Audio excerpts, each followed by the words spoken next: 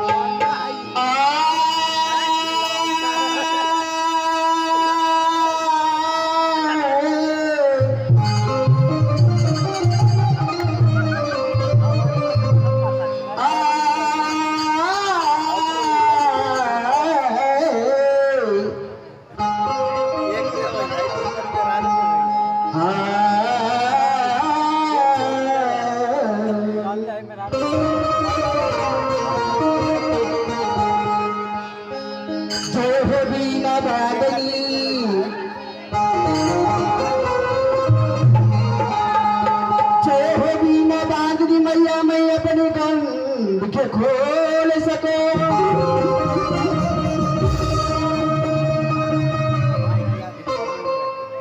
बोल बुद्धि विद्या दे मैया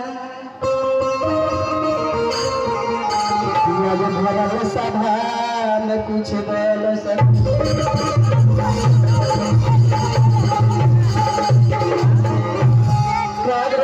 लक्ष्मी कर्मले सरस्वती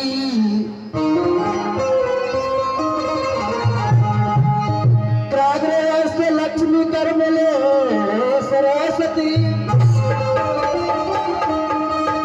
कर्मले तू गोविंदम दर्भाति गरी दर्शनम। अरे तू का देखल है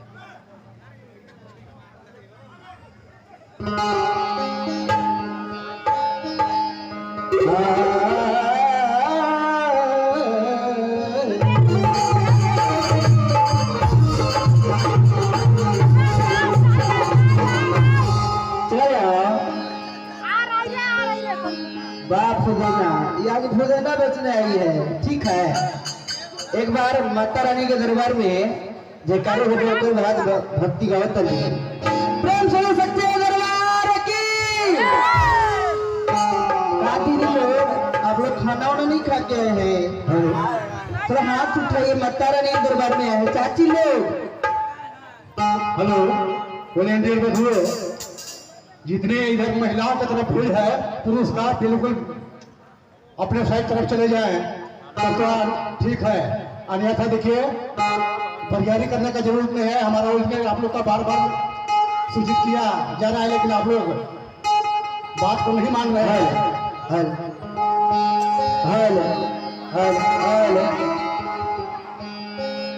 एक बार जयकारी बोली माता रानी की। सुनो दुर्गा माता की जय हो। ये माई के मंदिर में जाके माता रानी के दरबार में आई बड़ी कमी है तेरा बेटी भूत होगा अच्छा कहा करके से है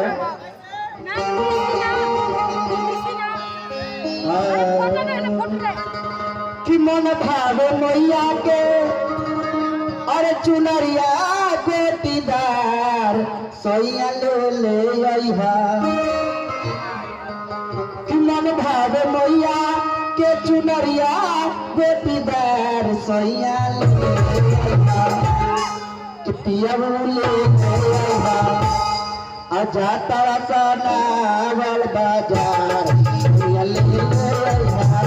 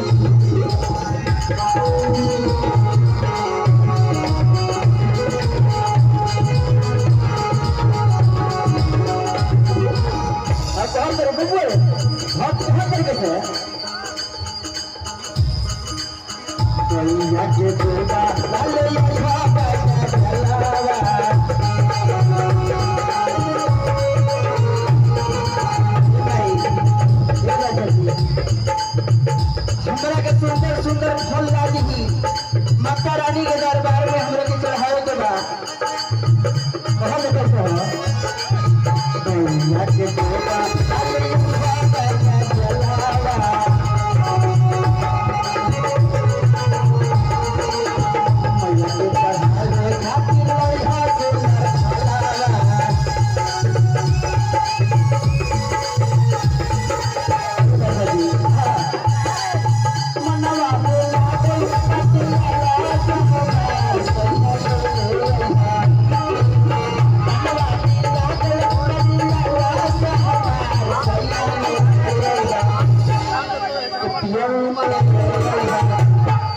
जाता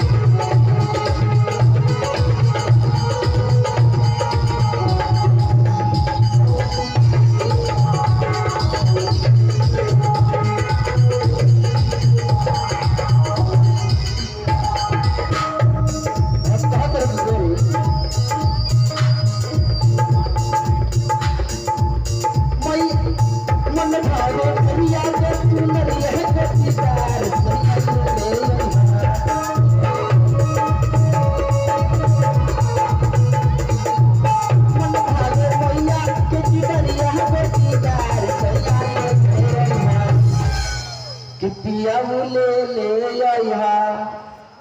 एक बार प्रेम से बोल दी दुर्गा माता की कि सैया ले आइहा। जातरा का नावल बाजा पिया ले आइहा।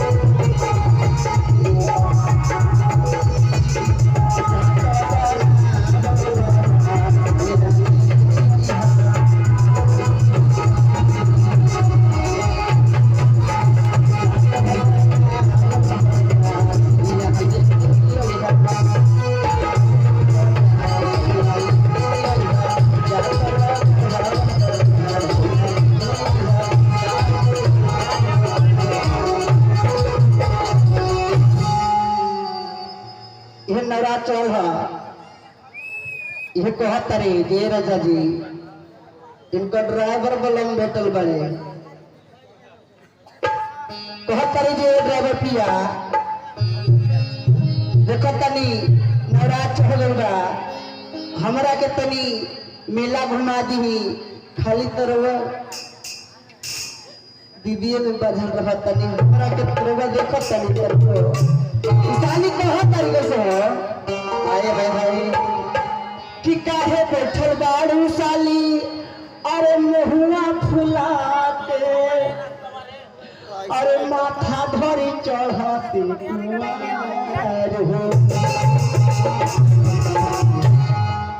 गीला दशहरा में अरे तोह के घुमा दे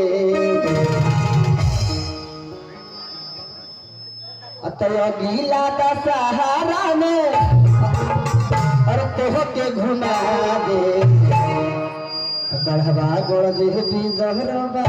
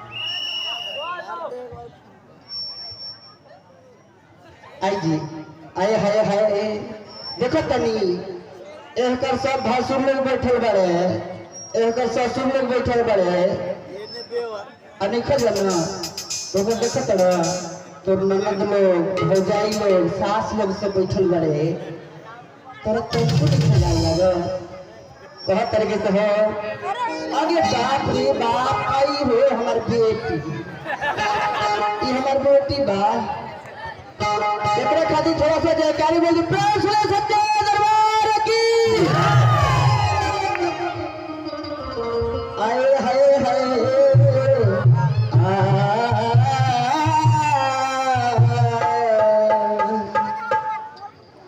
कहने कैसे हो